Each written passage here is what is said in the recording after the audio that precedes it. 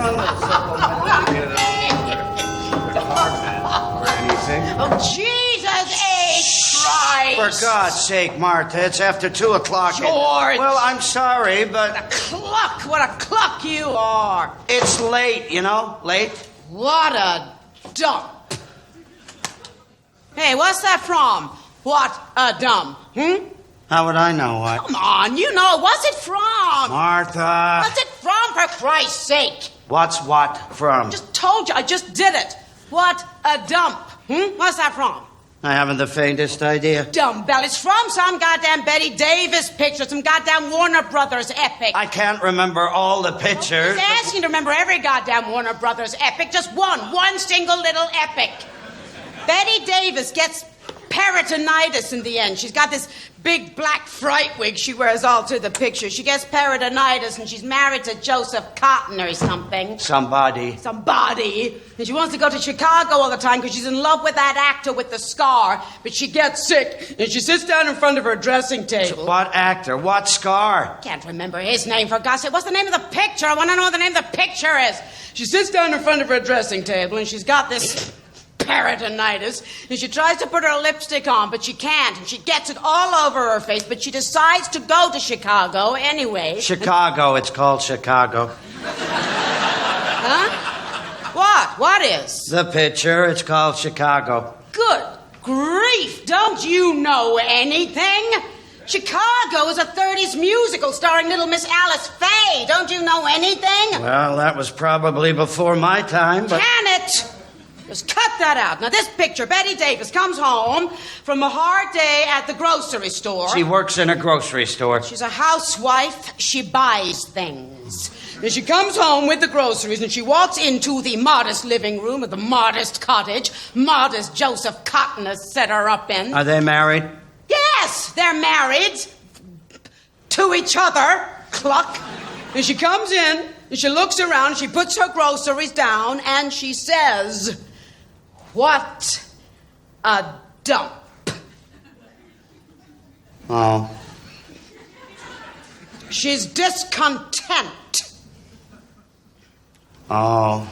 Well, what's the name of the picture? I really don't know. Think. I'm tired, dear. It's late, and besides, I was tired of it. You haven't done anything all day. You didn't have any classes or anything. Well, I'm tired anyway. If your father didn't set up these goddamn Saturday night orgies all the time. Bad about you, George. Well, that's how it is anyway. You can do anything. You never do anything. You never mix. You just sit around and talk. Well, what do you want me to do? Do you want me to act like you? Do you want me to go around all night braying at everybody the way you do? I don't bray. All right, you don't bray. I do not bray. All right, I said you didn't bray. Make me a drink. What? I said, make me a drink. Well, I don't suppose a nightcap would kill either one of us. Nightcap? Are you kidding? We've got guests. We've got what? Guests. Guests. Yes, guests. People. We've got guests coming over. When? Now. Good Lord, Martha, do you know who's coming over? What's their name? Who? What's their name? What's their name? I don't know what their name is, George. You met them tonight. They're new. He's in the math department or something. Who are these people? You met them tonight, George. I don't remember meeting anyone tonight. Well, you did. Will you give me my drink, please? He's in the math department, about 30, blonde, And good-looking? Yes, and good-looking. It figures. And his wife is a mousy little type without any hips or anything. Remember them now? Yes, I guess so, Martha. But why in God's name are they coming over here now? Because Daddy said we should be nice to them. That's why. Oh, Lord. May I have my drink, please? Daddy said we should be nice to them. Thank you. Yes, but why now? It's after 2 o'clock in the morning. Daddy said we should be nice to them. Yes, but I'm sure your father didn't mean we were supposed to stay up all night with these people. I mean, we could have them over some Sunday or something. Never mind. Besides, it is Sunday. Very early Sunday. I mean, it's ridiculous. It's done. All right, where are they? If we've got guests, where are they? They'll be here soon. What'd they do? Go home and get some sleep first or something? They'll be here. I wish you'd tell me about something sometime. I wish you'd stop springing things on me all the time. Spring things on you all the time. Yes, you do. You really do. You're always springing things on me. Oh, George. Always. Oh, poor Georgie, put upon pie. Oh, God. What are you doing? Are you sulking? Huh? Let me see. Are you sulking? Is that what you're doing? Never mind, Martha. Aww. Just don't bother yourself. Aww. Oh, hey. Hey! Hey. Who's afraid of Virginia Woolf? Virginia Woolf. Virginia Woolf. Oh, what's the matter? Do you think that was funny? I thought that was a scream. A real scream. Why, you didn't like it, huh? It was all right, Martha. Oh, you laughed your head off when you heard it at the party. I smiled. I did not laugh my head off. I smiled, it was all right. You laughed your goddamn head off. It was all right. It was a scream. It was very funny, yes. You make me puke. What? You make me puke.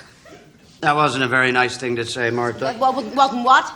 A very nice thing to say. Oh, I like your anger. I think it's what I like about you most, your anger. You're such a simp. Well, you don't even have the what? The guts? Phrase maker. Hey, come on, put some more ice in my drink. You never put any ice in my drink. Why is that? I always put ice in your drink. You eat it, that's all. It's that habit of yours, chewing your ice cubes like a cocker spaniel. You'll crack your big teeth. They're my big teeth. Some of them. Got more teeth than you've got. 2 more. 2 more's a lot more. I suppose it is. I suppose it's pretty remarkable, considering how old you are. Cut that out. You're not so young yourself. I'm 6 years younger than you are. I always have been, and I always will be. Well, you're going bald. So are you. Hello, honey. Hello. Come on over here. Give your mommy a big sloppy kiss. Now.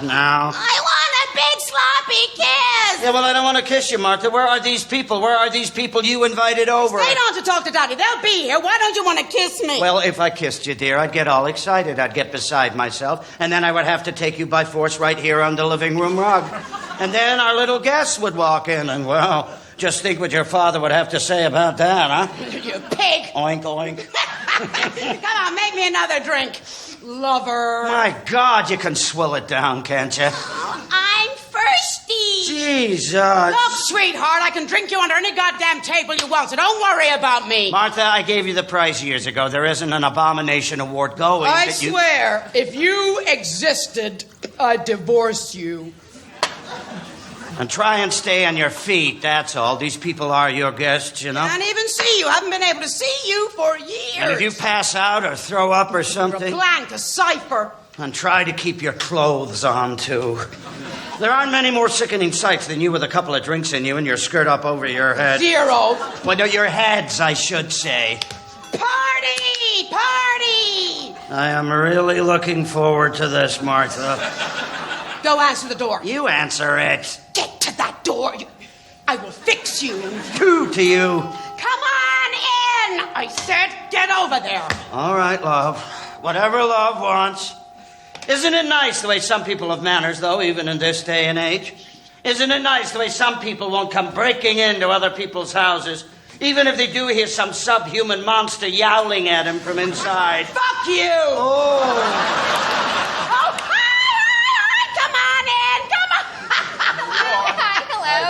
You must be our little guest. Oh, just ignore old Sourpuss over there. Come on in, kids. Give your coats and stuff to old Sourpuss. Well, now, perhaps we shouldn't have come. Yes, it is late. Late? Or you can throw your stuff down anywhere. Come on in. Anywhere. Furniture floor doesn't make any difference in this place. I told you we shouldn't have come. I said come on in. Now come on. Oh, dear. Cut that out. Martha is a devil with language. She really is. Hey, kids, come on. Sit down. Oh, isn't this lovely? Yes, indeed. Very handsome. Oh, well, thanks. Who did that is by... Some Greek with a mustache Martha attacked one night. It's got A quiet intensity. well, no, Oh, well then, a certain noisy, relaxed quality, maybe. no, what I meant Well, was... how about a quietly noisy, relaxed intensity? Dear, you're being joshed. I'm aware of that. I am sorry. What it is, actually, is it's a pictorial representation of the order of Martha's mind. Nathan, gives a drink, George. What do you want, kids? What do you want to drink, huh? Honey, what would you like? Oh, I don't know, dear. A little brandy, maybe. Never mix, never worry. Brandy, just brandy. Simple, simple. What about you, Bourbon on the rocks, if you don't mind. Mine? No, I don't mind. I don't think I mind. Martha, rubbing alcohol for you? Yeah, sure. Never mix, never worry. Martha's tastes in liquor have come down, simplified over the years, crystallized.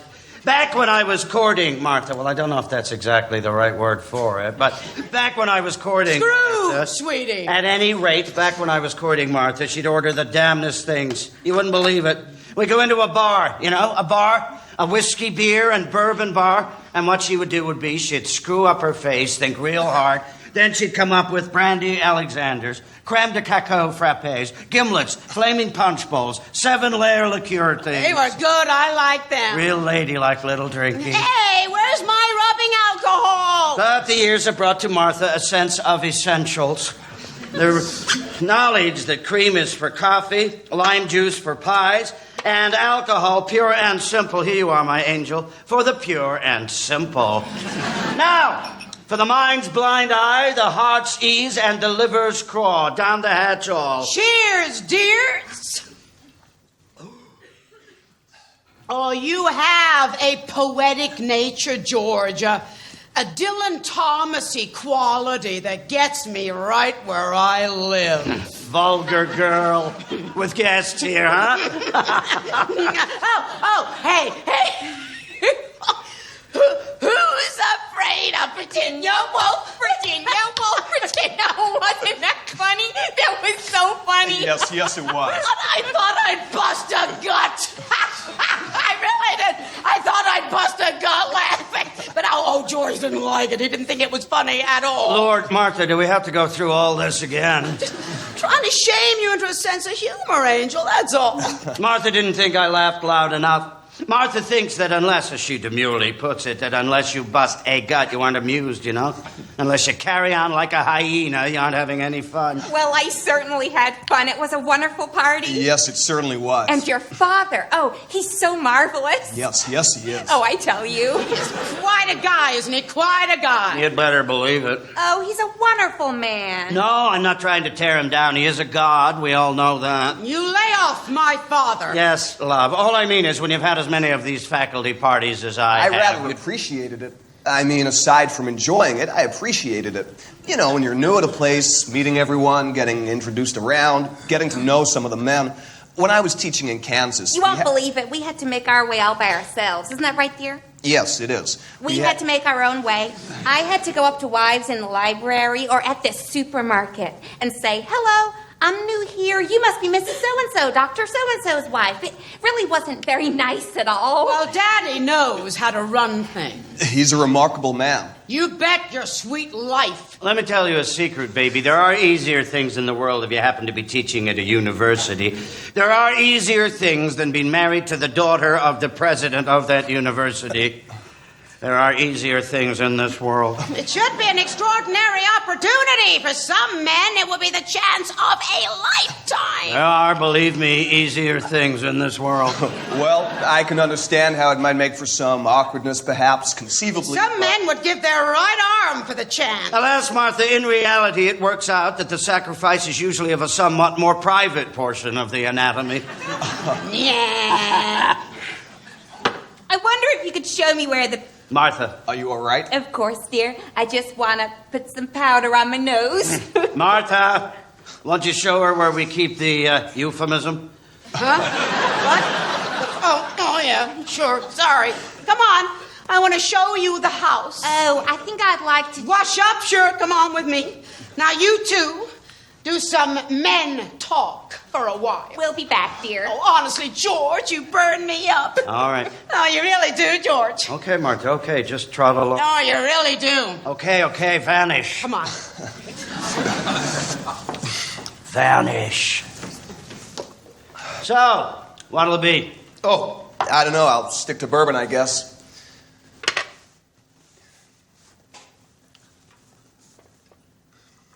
That what you were drinking over at Parnassus? Over at... Parnassus. I don't understand. Skip it. One bourbon.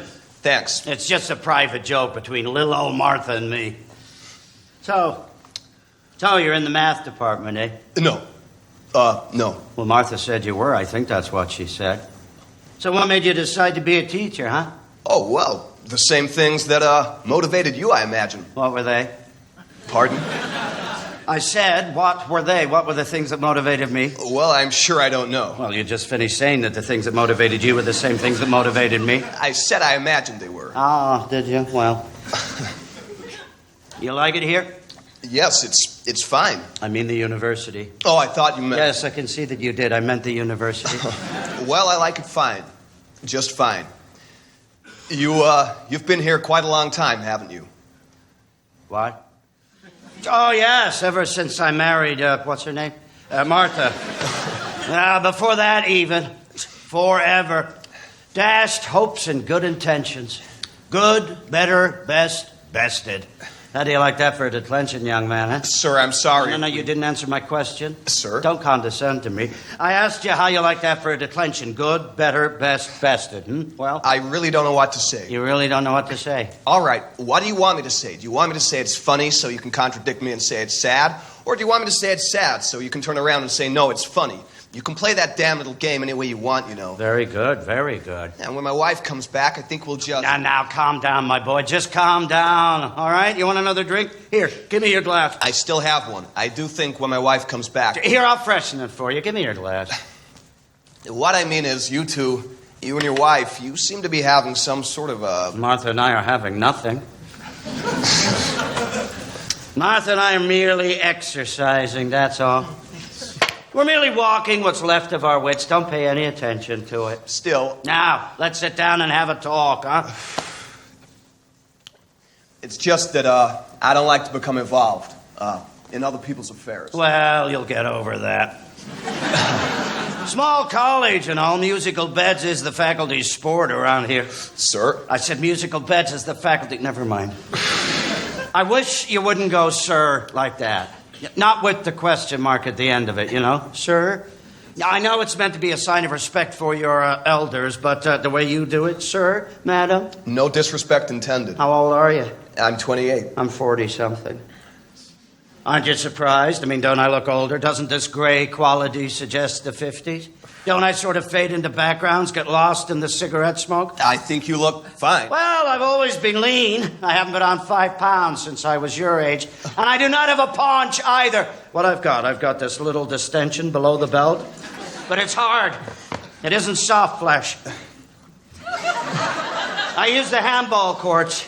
How much do you weigh? 155, 160, something like that. Do you play handball? Well, yes. No, I mean, not very well. Well, then, we shall play sometime. Martha is 108 years old. Now, she weighs somewhat more than that. How old is your wife? She's 26. Martha is a remarkable woman. I'd imagine she weighs around 120, something like that. Your wife weighs... No, my boy, yours, your wife. My wife is Martha. Yes, I know. If you were married to Martha, you'd know what it means. But then if I were married to your wife, I'd know what that means too, wouldn't I? Yes. So, Martha says you're in the math department or something. No, I'm not. Well, Martha's seldom mistaken. Maybe you should be in the math department or something. I'm a biologist. I'm in the biology department. Oh! Sir? You're the one. You're the one making all that trouble, making everyone the same, rearranging the chromosomes or whatever it is. Isn't that right? Not exactly. Chromosomes. I am very mistrustful. Do you believe that people learn nothing from history? Not that there is nothing to learn, mind you, but that people learn nothing from it. I am in the history department. Well... I'm a doctor. A.B., M.A., Ph.D., Abmafud. And Abmafud has been variously described as a wasting disease of the frontal lobes and as a wonder drug. It is actually both. I'm really very mistrustful. Biology, huh? You know, I read somewhere that science fiction really isn't fiction at all, that you people are rearranging my genes so that everyone will be like everyone else. Now, I won't have that. It would be a shame. I mean, look at me. Is it such a good idea if everyone was 40-something and looked 55? You didn't answer my question about history. This genetic business you're talking about. Oh, that is very upsetting, very disappointing. But history is a great deal more disappointing. I'm in the history department. Yes, you told me. I know I told you. I shall probably tell you several more times.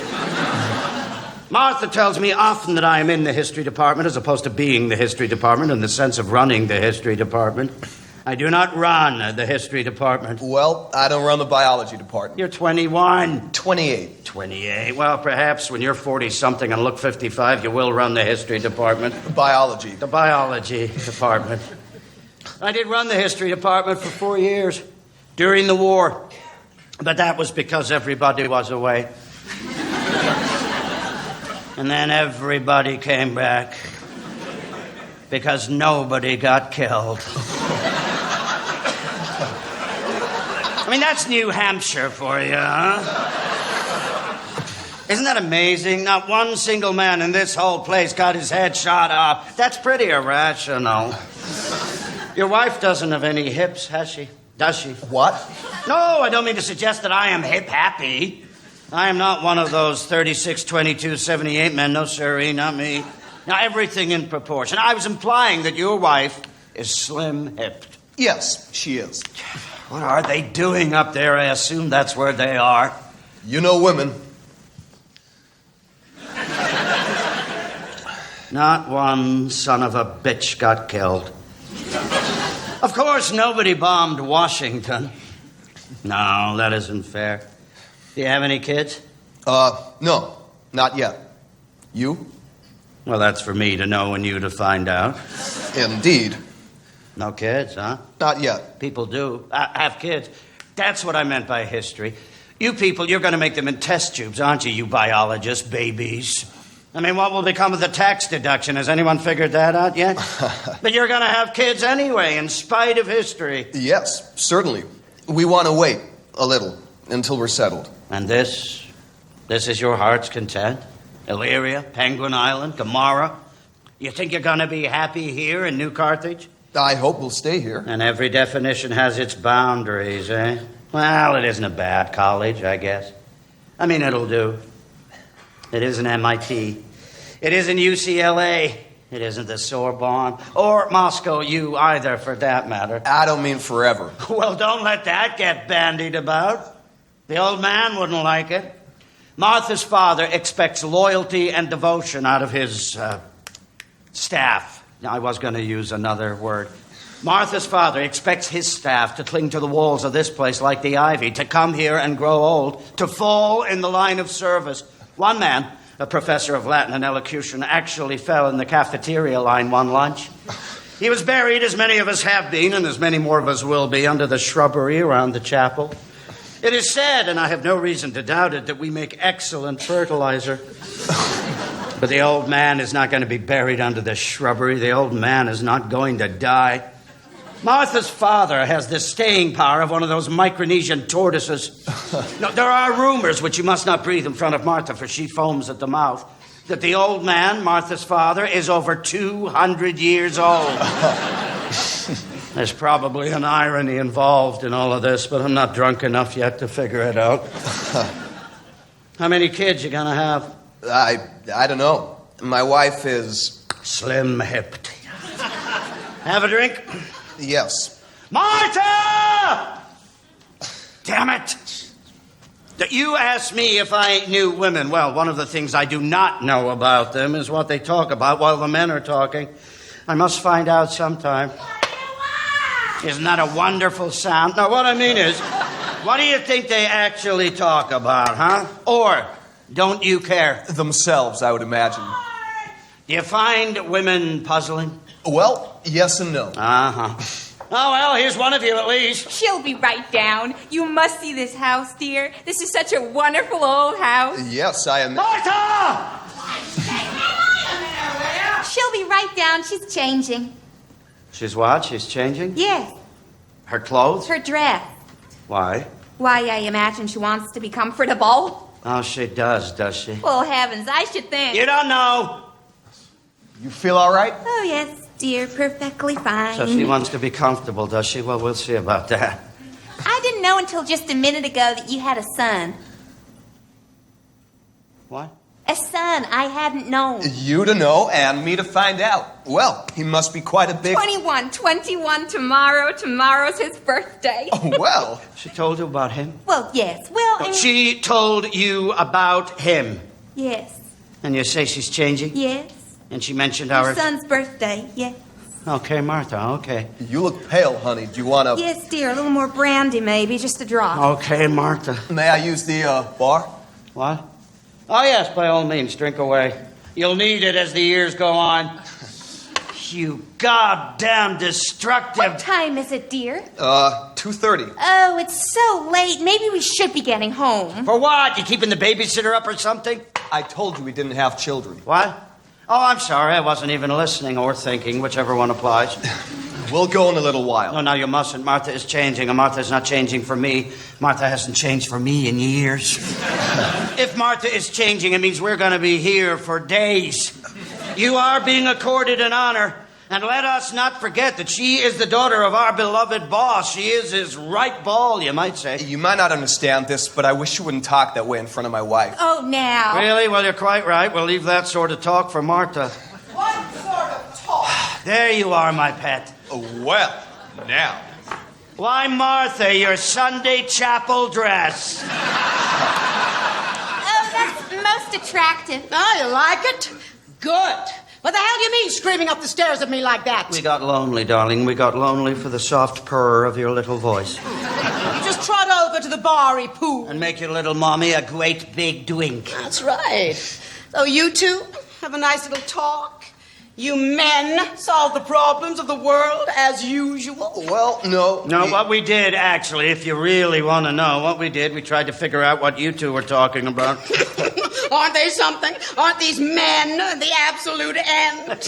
Why didn't you sneak upstairs and listen in? Oh, I wouldn't have listened, Martha. I would have peeked. It's a conspiracy. And now we'll never know. Shucks. Well, now, you must be quite a boy getting your master's when you were, 12? You hear that, George? 12 and a half, actually. No, 19, really. Honey, you needn't have mentioned Oh, that. I'm proud of you. That is very impressive. You're damned right. I said I was impressed, Martha. I'm beside myself with jealousy. What do you want me to do? Throw up? That really is very impressive. You should be right proud. Oh, he's a pretty nice fella. I wouldn't be surprised if you did take over the history department one of these days. Biology The department. biology department, of course. I seem to be preoccupied with history. Oh, what a remark. I am preoccupied with history. Ha, ha, ha. Think I'll get myself a drink? George is not preoccupied with history. George is preoccupied with the history department. George is preoccupied with the history department Because he is not the history department, but is only in the history department. We know, Martha. We went all through it while you were upstairs getting up. No need to go through it again. That's right, baby. Keep it clean. Yeah, George is bogged down in the history department. He's an old bog in the history department. That's what George is. Yeah, a bog. No, a fen. No, a GD swamp. Yeah, swamp. Hell, hey, swamp. Hey, swampy. Yes, Martha, can I get you something? Oh, yeah, sure. You can light my cigarette if you're of a mind to. No. I mean, there are limits. Man can put up with only so much without he descends a rung or two of the old evolutionary ladder, which is up your line. Sinks, Martha, and it's a funny ladder. You can't reverse yourself, start back up once you're descending. Now, I will hold your hand when it's dark and you're afraid of the bogeyman. And I will tote your gin bottles out after midnight so no one will see. But I will not light your cigarette, and that, as they say, is that. Jesus. Hey, you played football, huh? Dear? Oh, yes. I was a quarterback. But I was much more adept at boxing, really. Boxing? You hear that, George? Yes, Martha. Well, you must have been pretty good at it. I mean, you don't look like you got hit in the face at all. He was intercollegiate state light middleweight champion. Honey. Well, you were. And you look like you still got a pretty good body now, too. Is that right? Have you? Martha, decency forbids. Shut up! Or have you? Have you kept your body? It's still pretty good. I work out. Do you? Yeah. Oh, yes. He has a very firm body. Have you? Oh, I think that is very nice. Well, you never know. You know, once you have it... You never know when it's going to come in handy. I was going to say, why give it up till you have to? No, I couldn't agree with you more. I couldn't agree with you more. Martha, your obscenity. George here more than doesn't cotton much to body talk, do you, sweetheart? He isn't too happy when we get to muscle, you know, flat bellies, pectorals. Would you like to take a walk around the gardens? Oh, now. You're amused, all right. Paunchy over here isn't too happy when the conversation moves to muscles. How much do you weigh? 155, 100... Oh, still at the old light middleweight limit, huh? That is pretty good. Hey, George, tell him about the boxing match we had. Christ! Come on, George, tell him about it. No, you tell them, Martha. You're good at it. Is he all right? Oh, him? Sure. Yeah. George and I had this boxing match, oh, Lord, about 20 years ago. A couple of years after we were married. A boxing match, the two of you. Really? Yep, the two of us, really. I can't imagine it. You know, like I say, it was 20 years ago, and it wasn't in a ring or anything like that, you know what I mean? It was wartime. And Daddy was on this physical fitness kick, and Daddy has always admired physical fitness. Says a man is only part brain, he has a body too, and it's his responsibility to keep both of them up, you know? Uh-huh. Says the brain can't work unless the body's working too. Well, that's not exactly Well, so. maybe that isn't what he said, but it was something like it. But it was wartime, and Daddy got the idea that all the men should learn how to box. Self-defense. I suppose the idea was if the Germans landed on the coast or something, the whole faculty would go out and punch him to death. It was probably more the principle of the thing. No kidding. Anyway, so Daddy had a couple of us over one Sunday, and we all went out in the back. And Daddy put on the gloves himself, because Daddy is a strong man. Well, you know. Yes. And he asked George to box with him. And George didn't want to. Probably something about not wanting to bloody up his meal ticket. Uh-huh. Anyway, George said he didn't want to, and Daddy was saying, well, come on, young man, what sort of a son-in-law are you? And stuff like that. Yeah. Yes, while this was going on, and I don't know why I did it. I got into a pair of gloves myself. You know, I didn't lace them up or anything, but I snuck up behind George, just kidding. And I yelled, hey, George! And at the same time, I let go sort of a roundhouse right, just kidding. Uh-huh. And George wheeled around real quick, and he caught it right in the jaw. Pow! And I hadn't meant it, honestly. Anyway, pow, right in the jaw, and he was off balance. I know he must have been, because he stumbled back a few steps, and then crash, he landed flat in a huckleberry bush. It was awful. Oh, really? It was funny, but it was awful. Yeah, I think it's colored our whole life. Really, I do. Well, it's an excuse.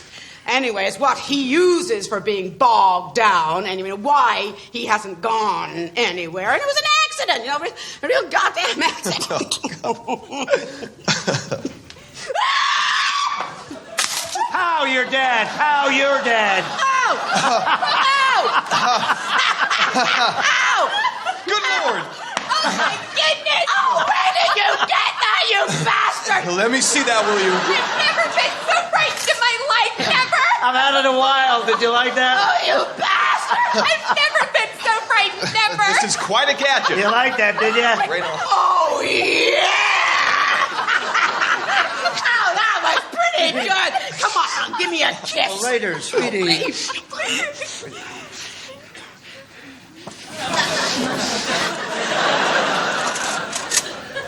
Uh-huh.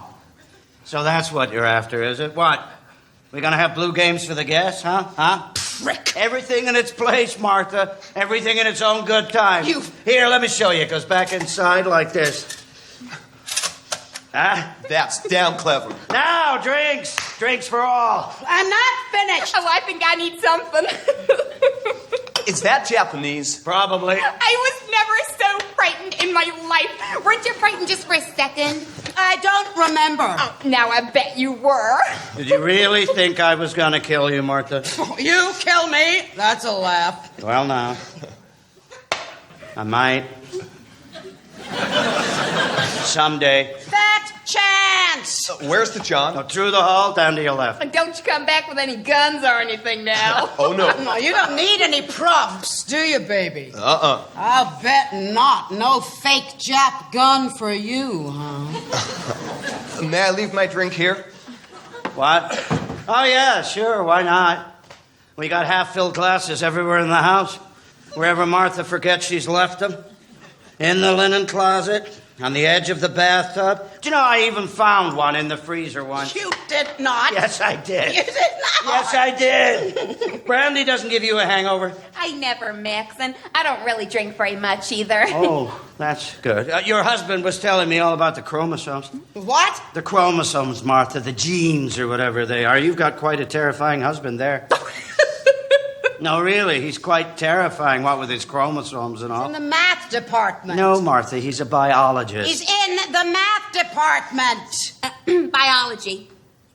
Are you sure? Well, I oughta be. Well, I suppose so. Well, I don't know who said he was in the math department. You did, Martha. Well, I can't be expected to remember everything. I meet 15 new teachers and their goddamn wives. Present company outlawed, of course. And I am supposed to remember everything. So, he's a biologist. Good for him. Yeah. Biology's even better. It's less abstruse. Abstract. Abstruse in the sense of recondite. Don't you tell me words. Yeah, biology. That's even better. It's right at the meat of things. Oh, you are right at the meat of things, baby. Oh? They thought you were in the math department. Well, maybe I ought to be. You stay right where you are. You stay right at the meat of things. You're obsessed with that phrase, Martha. It's ugly. No, you stay right there, because, hell, you can take over the history department just as easy from there as anywhere else, and God knows somebody's going to take over the history department someday, and it sure ain't going to be Georgie boy here, that's for sure. Are you swampy? Are you? In my mind, Martha, you were buried in cement right up to your neck.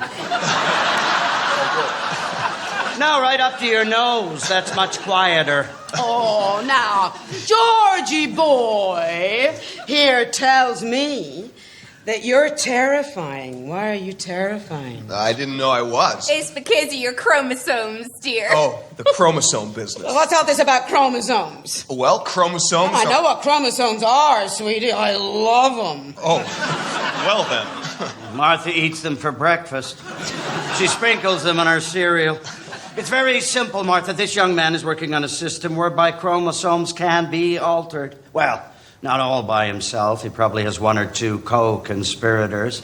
The genetic makeup of the sperm cell changed, reordered. To order, actually, for hair and eye color, stature, potency, I imagine.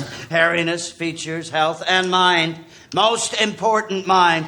All imbalances will be corrected, sifted out.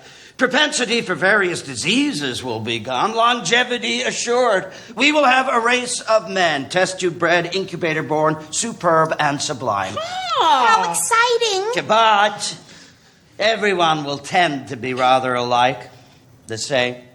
Everyone, and I'm sure I'm not wrong here, will tend to look like this young man here. Oh, that's not a bad idea. Now, it will, All on right, the surface of it, be all rather pretty, quite jolly, but of course, there will be a dank side to it, too. A certain amount of regulation will be necessary for the experiment to succeed. A certain number of sperm tubes will have to be cut. Millions upon millions of them. Millions of tiny little slicing operations that will leave just the smallest scar on the underside of the scrotum.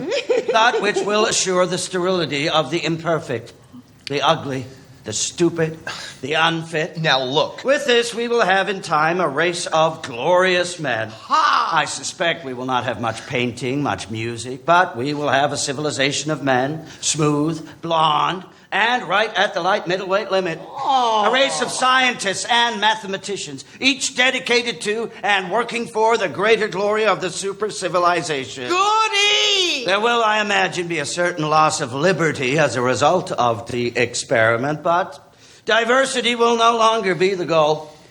Cultures and races will eventually vanish. The ants will take over the world. Are you finished? And I naturally am rather opposed to all of this. History, which is my field, history of which I am one of the most famous Bobs, will lose its glorious variety and unpredictability.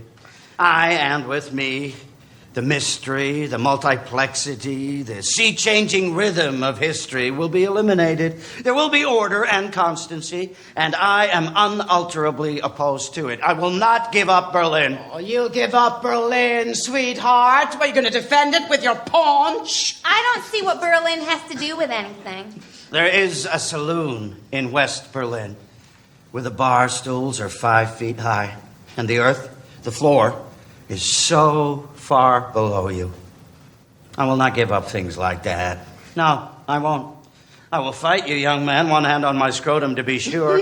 But with my free hand, I will battle you to the death. Oh, bravo! That's right, and I'm gonna be the wave of the future. Oh, you bet you are, baby. I don't see why you want to do all those things, dear. You never told me. Oh, for God's sake, honey. Oh. The most profound indication of a social malignancy, no sense of humor. None of the monoliths could take a joke. Read history. I know something about history. You don't know much about science, do you? I know something about history. I know when I'm being threatened. So everyone is going to look like you. Oh, sure, I'm gonna be a personal fucking machine. Isn't that nice? Dear, you mustn't. Sorry, honey. It's such language. I'm sorry, all right? Well, all right.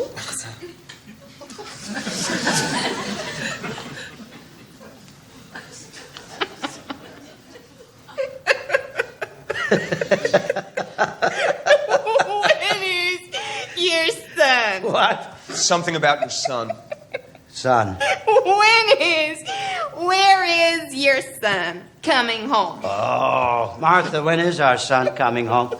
Never mind. No, I want to talk about it. You brought it out into the open, so when's he coming home? I said never mind. I'm sorry I brought it up. Well, him up, not it. You brought him up, more or less. So, when's the little bugger going to appear? I mean, isn't tomorrow meant to be his birthday or something? I don't want to talk about it. Martha? I said I don't want to talk about it. I'll bet you don't. Martha doesn't want to talk about it. Him. Martha is sorry she brought it up. Him. Well, when's the little bugger coming home? Honey, don't you think you... Yes, Martha, since you had the bad taste to bring the matter up in the first place, when is the little bugger coming home? George talks disparagingly about the little bugger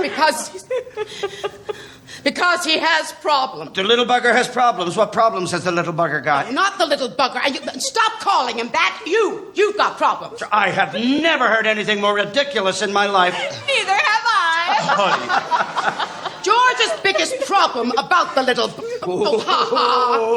about our son, about our great big son, is that deep down in the private most pit of his gut, he's not completely sure it's his own kid.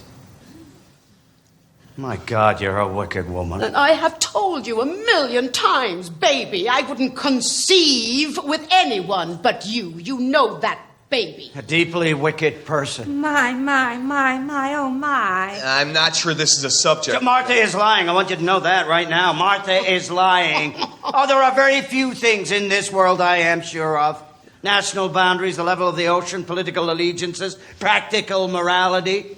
None of these would I stake my stick on anymore, but the one thing in this whole sinking world I am sure of is my partnership. My chromosomological partnership in the creation of our blonde-eyed, blue-haired son. Oh, I'm so glad. That was a very pretty speech, George. Thank you, Martha. You rose to the occasion good, real good. Well, real well. Honey. No, Martha knows. She knows better. I know better. I've been to college like everybody else. Martha been to college. Oh, Martha been to a convent when she were a little twig of a thing, too. And I was an atheist. I still am. Not an atheist, Martha, a pagan. Martha is the only true pagan on the eastern seaboard. Oh, that's nice. Isn't that nice, dear? Yes, wonderful. And Martha paints blue circles around her things. You do. Sometimes. You want to see? Tut-tut. Tut yourself, you old floozy. He's not a floozy. He can't be a floozy. You're a floozy.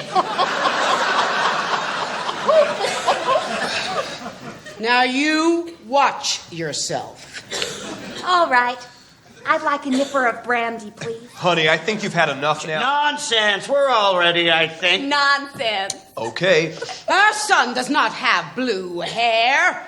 Or blue eyes, for that matter. He has green eyes, like me. He has blue eyes, Martha. Green. Blue, Martha. Green. He has the loveliest green eyes. They are not flaked with brown and gray. You know, hazel. They're real green, deep, pure green eyes like mine. Your eyes are brown, aren't they? Green. Well, in some lights they look brown, but they're green. They're not green like his. They're more hazel. And George has watery blue eyes. No, milky blue. Well, make your mind up, Martha. I was giving you the benefit of the doubt. And Daddy has green eyes, too. No, he does not. Your father has tiny red eyes. Like a white mouse. In fact, he is a white mouse. You wouldn't dare say a thing like that if he was here. You're a coward. You know, that great shock of white hair and those little beady red eyes, a great big white mouse. George hates Daddy. Not for anything that Daddy has done to him, but for his own inadequacies? Oh, that's it. You hit it right on the snap. Where do you think you're going? We need more booze, Angel. Oh. So go! Thank you. Yeah, he's a good bartender, a good bar nurse. The SOB, he hates my father. You know that. Oh, come on. What, you think I'm kidding? You think I'm joking? I never joke. I don't have a sense of humor. I have a fine sense of the ridiculous, but no sense of humor. I have no sense of humor. I haven't either. Yes, you have, honey. A quiet one. Thank you. So, you want to know why the SOB hates my father? You want me to tell you? All right. I will now tell you why the SOB hates my father. Oh, good. Some people feed on the calamities of others. They do not. Honey. All right, shut up, both of you. All right, now.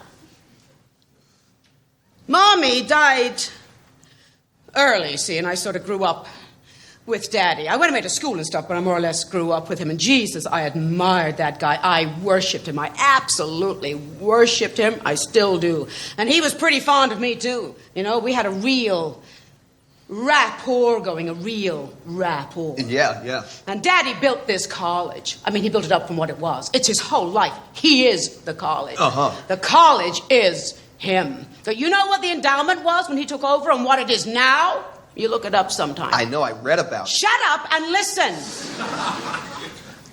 Cutie. So after I got done with college and stuff, I came back here and sort of sat around for a while, because I wasn't married or anything. No, I'd been married, sort of, for a week. My sophomore year at Miss Muff's Academy for Young Ladies College. A kind of junior Lady Chatterley arrangement, as it turned out, the marriage. He mowed the lawn at Miss Muff's, sitting up there all naked in a big power mower, mowing away. But Daddy and Miss Muff got together and put an end to that real quick. Annulled. Which is a laugh, because theoretically you can't get an annulment if there's entrance. Anyway, so I was re-virginized, finished at Miss Muff's, where they had one less gardener's boy, and a real shame that was. And I came back here and sort of sat around for a while, and I was hostess for Daddy, and I took care of him, and that was nice. That was very nice. Yes. What do you mean, yes? How would you know? Lover. And I got the idea about then that I'd marry into the college, which didn't seem to be quite as stupid as it turned out, because Daddy had a sense of history, of continuation. Why don't you come over here, sit? Oh, I don't think I should. Sit yourself. A sense of continuation, history. And he'd always had it in the back of his mind to groom someone to take over sometime when he quit. A succession, you know what I mean? Yes, I do. Which is natural enough. When you have made something, you want to pass it on to somebody. So I was sort of on the lookout for prospects with the new men, an heir apparent. It wasn't Daddy's idea that I had to necessarily marry the guy. You know, I wasn't the albatross. You didn't have to take me to get the prize or anything like that. It was something I had in the back of my mind. And a lot of the new men were married naturally. Sure. Like you, baby. Like you, baby. But then George came along come George. Along came George bearing hooch. What are you doing now, Martha? I am telling a story. Sit down, you'll learn something. All righty. You've come back. That's right. Dear, he's come back. Yes, I see. Where was I? I'm so glad. Oh, yeah, and along came George. That's right. Who was young, intelligent, and bushy-tailed, and sort of cute, if you can imagine it. And younger than you. And younger than me. By 6 years. By 6 years, it doesn't bother me, George. And along he came, bright-eyed, into the history department. And do you know what I did, dumb cluck? You know what I did? I fell for him. Oh, that's nice. She really did. You should have seen it. What she would do would be, she'd sit outside of my room at night on the lawn, and she'd howl and claw at the turf. I couldn't work. I actually fell for him. There. Martha is a romantic at heart. Oh, that I am. So I actually fell for him. And the match seemed practical, too, you know, because Daddy was looking for someone to... Just a minute, Martha. ...take over sometime when he was ready to... Just a minute, Martha. ...retire. Stop so it, I thought, Martha. What do you want? I thought you were telling the story of our courtship. I didn't know you were going to start in on that other business. Oh, I am. Well, I wouldn't if I were you. Oh, you wouldn't? Well, you're not. Now, you've already sprung a leak about you-know-what. What? The apple of our eye, the sprout, the little bugger, our son. And I warn you, Martha, if you start in on this other business, it's going to make me angry. Oh, it is. I warn you. You what? I warn you. Do you really think we have to go through I all... stand warned. So, anyway, I married the SOB, and I had it all planned out because he was the groom. He was going to be groom because he would take over someday. First, he'd take over the history department, and then when Daddy retired, he would take over the college. You know, that's the way it was supposed to be. You getting angry, baby? Huh? That's the way it was supposed to be. Very simple. And Daddy seemed to think it was a pretty good idea, too. For a while. Until he started watching for a couple of years. You're getting angrier? Until he started watching for a couple of years and started thinking, well, now maybe this isn't such a good idea after all, that maybe Georgie boy didn't have the stuff, that he didn't have it in him. Stop it, Martha. Oh, the hell I will. You see, George here didn't have much push. He wasn't particularly aggressive. In fact, he was sort of a flop. A great, big, fat flop. I said, stop it, Martha. I hope that was an empty bottle, George. You don't want to waste good liquor, not on your salary. Not on an associate professor's salary. I mean, he would be no good at trustees' dinners or fundraising because he didn't have any personality, you know what I mean? Which was very disappointing to Daddy, as you can imagine. So here I am, stuck with this flop. Oh, go on, Martha. This bog in the history department. No, Martha, don't. Who is married to the I said president's don't. daughter. All right. Who's expected All right. to be somebody. Who's Not afraid just of some Virginia nobody. Woolf, Virginia Some Woolf, bookworm. Virginia Woolf. Somebody who's so afraid of Virginia damn Woolf, contemplative, he can't make Morning. anything out Who's of afraid himself. Virginia Woolf, Virginia Somebody Woolf, Virginia without the Woolf. guts to make anybody proud of him. Woolf. Yeah, all right. George, stop it. I'm gonna be sick. I'm gonna be sick. I'm gonna vomit. For God's sake.